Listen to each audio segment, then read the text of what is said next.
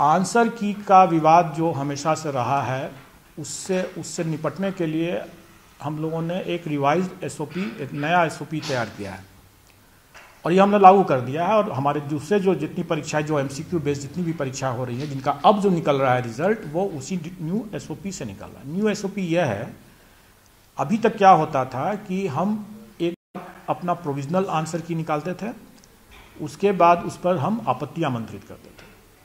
आपत्ति आए, उसका निराकरण किए एक्सपर्ट्स लोग, और जो फाइनल आंसर की हुआ वो फाइनल रिजल्ट के साथ साथ फाइनल आंसर की आ गया, निकल गया, प्रकाशित हो गया।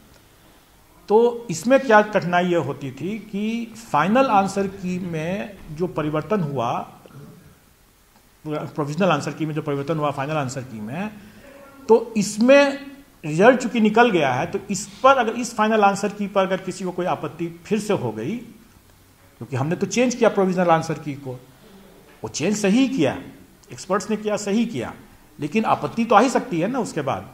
तो इस आपत्ति का हम लोगों ने मौका नहीं दिया लोगों को देखने का या उसका निराकरण करने का, उनको समझाने का, और रिजल्ट निकल गया।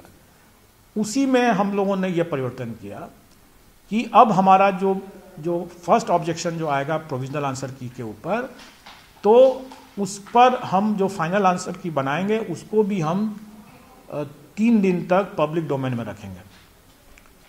और उसमें भी अगर किसी को कोई आपत्ति अगर आता है तो उस पर हम एक्सपर्ट्स और कैंडिडेट्स को जो ऑब्जेक्शन करने वाले जो है आपत्तिकर्ता, उनका हम बैठक कराएंगे, डिस्कशन कराएंगे, और उसके बाद जो आंसर निकलेगा वही आंसर की जाएगा, वही फाइनल होगा।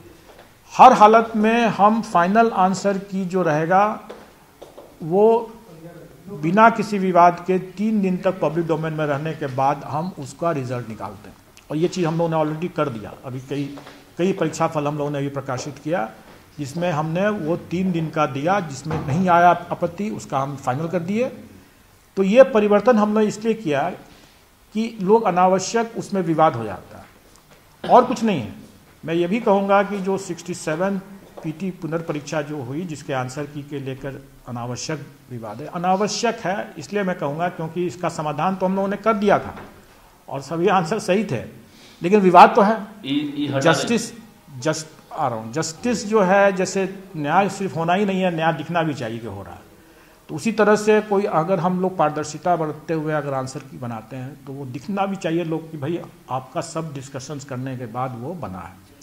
तो इसीलिए उसका हम लोग जड़ से ही उसको समाप्त कर देने के लिए हम लोगों ने रिवाइज्ड ये एसओपी बनाया है और इसको लागू कर दिया है। और मैं समझता हूँ कि 68 इस पीटी में भी हम इसको बखूबी लागू करेंगे और इस बार कोई भी कंट्रोवर्सी से हम नहीं होगा।